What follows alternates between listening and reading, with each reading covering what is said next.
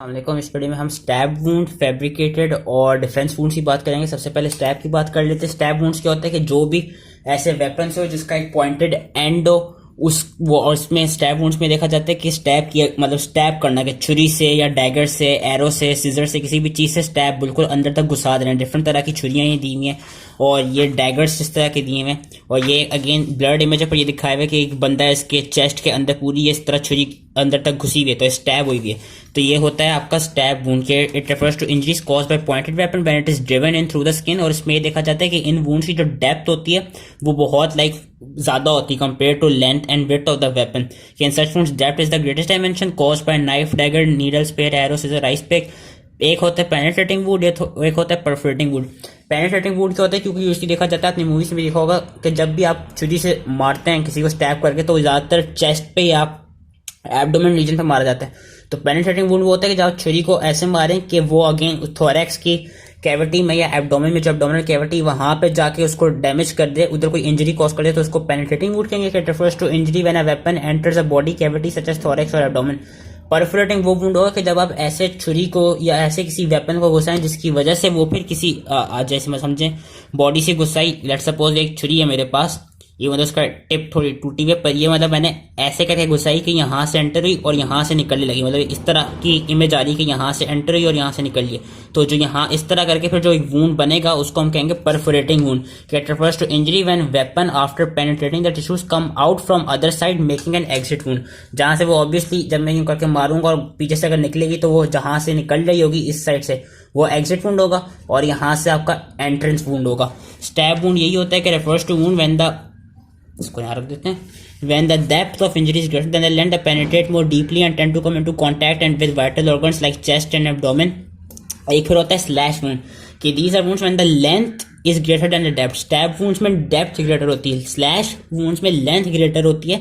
Example, a slice wound across the skin. If the wound involves major blood vessels, it can be life threatening, but in general they are not as serious as stab wound. Stab क्या होता है कि ये छुरी है, इसको मैंने पूरा यूं करके अपने यूं करके अंदर तक घुसा दिया तो वो स्टैब होगी। स्लैश क्या होगी कि मैंने छुरी से ऐसे करके या ऐसे करके या यूं करके एक स्लाइस सा कर दिया, एक अपने आपको बस ऐसे मारा, तो वो जो वुंड बनेगा वो स्लैश होगा। वैसे स्टैब ही होगी पूरा यूं करके अंदर तक घुसा दिया, that would be known as stab wound and the slicing one would be known as slash wound. फिर एक होती है वुंड ऑफ एंट्री। मैंने नहीं कहा कि जहां से एंटर होगा कि it is generally bigger than the wound of exit because of the tapering tip of the stabbing weapon. Shapes किस तरह की होती है, शेप्स इन्होंने दिखाई हुई कि अगर नाइफ से मारेंगे तो वेट शेप वुंड बनेगा, डैगर से मारेंगे एलिप्टिकल बनेगा, नीडल से सर्कुलर, फाइल से क्रूसीफॉर्म, लॉन्ग पॉइंटेड से ट्राइगोनल और स्क्रू ड्राइवर एंड एरो से स्लिट लाइक। साइज क्या होता है कि स्किन अपर्चर कि वही जिससे वो अंदर हुई है, it is usually smaller than the breadth of the weapon due to last of skin. लेकिन होता क्या कि लेट्स सपोज ये मैंने अपने अंदर स्टैब कर दिया, इस तरह छुरी स्टैब हुई है, अब जब मैं उसको बाहर निकालूंगा ना तो बाहर निकालने में थोड़ी ऑब्वियसली रॉकिंग मूवमेंट्स होंगी, उस वजह से वो जो वुंड का साइज होगा वो बड़ा हो जाएगा। कि drawing the weapon out there is rocking movement and then the aperture will be larger than the breadth of weapon. Margin इसमें हमें कैसे मिलेंगी, क्लियर कट होगा, इन्वर्टेड होगी। अगर वेपन शार्प नहीं हुआ तो फिर मार्जिन में कुछ ब्रूजिंग नजर आएगी, और अगर वेपन अगेन रस्टी हो तो फिर उसकी जो एजेस होंगे वो इन्वर्टेड होंगे, वरना यूजली इन्वर्टेड होते हैं। डेप्थ एंड डायरेक्शन कैसा पता चलता है, डेप्थ बनेगा कि it would be greater than the length and breadth of the क्या कहते हैं वेपन, और वो अपने जो ब्लेड की लेंथ है उस पर भी डिपेंड करती है, और डेप्थ आपकी डायरेक्शन पे भी डिपेंड करती है कि किस डायरेक्शन में मारा है। और डायरेक्शन आप किस तरह डिटरमिन कर सकते हैं कि अगर लेट्स सपोज ऐसे मारो कि ये अंदर जाके यहाँ से निकल लिए, तो फिर जो एंट्रेंस वुंड है और एग्जिट वुंड है उनके दरमियान जो डिस्टेंस है उससे हम डायरेक्शन पता करवा सकते हैं। हम एक्सरे के थ्रू डायरेक्शन को पता कर सकते हैं। और एक और चीज होती है bevelling of skin and skin flap if present indicate N oblique direction.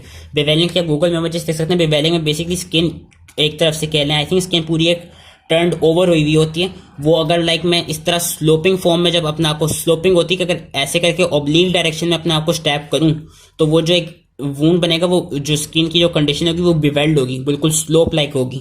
Wound of exit it is again smaller if a tapering weapon is used, it margins are everted, ये याद रखनी है। वुंड ऑफ एंट्रेंस की inverted थी, exit की everted होती हैं। And that was all the related to stab wound. फिर आपके आ जाते हैं कुछ concealed punctured wounds, defence wounds, fabricated wounds. Defence और फैब्रिकेटेड अब इसको जरा साइड पर रख देते हैं क्योंकि इससे डर लग रहा है। डिफेंस और फैब्रिकेटेड आपके वो मेडिको लीगली क्लासिफिकेशन में आती है, defence wounds and fabricated wounds. पहले हम कंसील्ड वुंड की बात कर लें। कंसील्ड नाम से पता चल रहा है कि छुपा हुआ।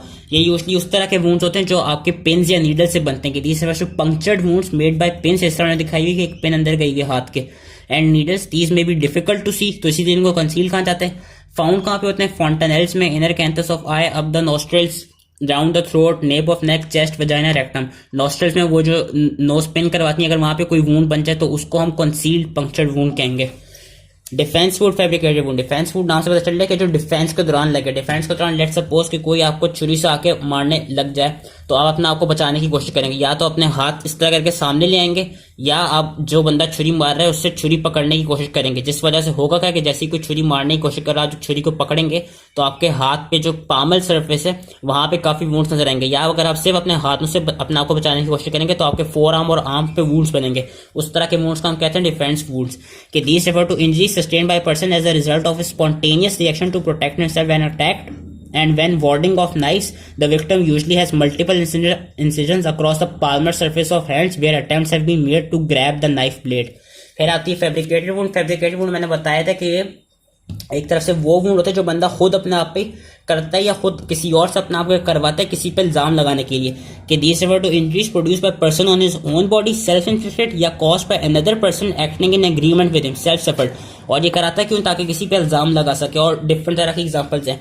To support a false charge with ulterior motive to charge an enemy with assault और अटेम्प्टेड मर्डर। के अपने दुश्मन पे इल्जाम लगा सके कि उसने मुझे कत्ल करने की कोशिश की जबकि खुद बंदे ने अपना आप को मारा होगा। To convert simple injury into a grievous one. To bring a charge of beating of a person in prison और पुलिस कस्टडी, अगेन कि जो बंदा प्रिजन में है या जो पुलिस की कस्टडी में उस पर इल्जाम लगाने के लिए कि नहीं इसने मुझे बहुत जोर से मारा है, तो उस इल्जाम की वजह से जो जेल में बंदा या जो पुलिस की कस्टडी में बंदा होगा उसको ज्यादा पनिशमेंट मिलेगी। तो इसलिए भी कुछ लोग फैब्रिकेटेड वुंड्स करते हैं। किसी पे रेप का इल्जाम लगाने के लिए भी कुछ लोग फैब्रिकेटेड वुंड्स करते हैं। And to escape military service. Military service में भी ये देखा गया क्योंकि वी नो कि जो मिलिट्री लाइफ होती है वो काफी फिजिकली टॉर्चरस होती है क्योंकि उसमें काफी रगड़ा दिया जाता है कैडेट्स को। तो कुछ लोग क्या करते हैं जानबूझ के अपने आप को वुंड्स देते हैं, अपने आप को जानबूझ के लाइक इंजरीज अपने ऊपर कॉज करते हैं ताकि वो मिलिट्री के रगड़े से या जो भी मिलिट्री की कोई सर्विस है उससे वो बच सके। And to avert suspicion marriage destroy evidence of certain injury और टू शो सेल्फ डिफेंस और बाय पुलिस और वॉचमैन। इसकी ये एग्जांपल है कि लेट सपोज कि कोई चौकीदार है और किसी घर में रॉबरी हो गई है, और असल में हुआ क्या था कि जब भी रॉबर्स आए थे घर में चोरी वोरी करने तो वो चौकीदार वहां से भाग गया था, लेकिन अपने मालिक को बताने के लिए कि नहीं मैं वहां पे था और मैंने क्या कहते हैं उस घर को प्रोटेक्ट करने की कोशिश की है, वो क्या कर सकता है कि वो अपने आप पे फैब्रिकेटेड वुंड्स लगाते ताकि वो वही अपनी सेल्फ डिफेंस शो कर सके, लेकिन असल में वो वहां पे था नहीं। तो इसलिए भी कुछ लोग टू अवर्ट सस्पिशन भी कुछ लोग करते हैं कि by police watchman and servants acting in collusion with robbers to show that they received injuries while defending the property. So that was it. I hope easily समझ में आ गया एंड थैंक यू।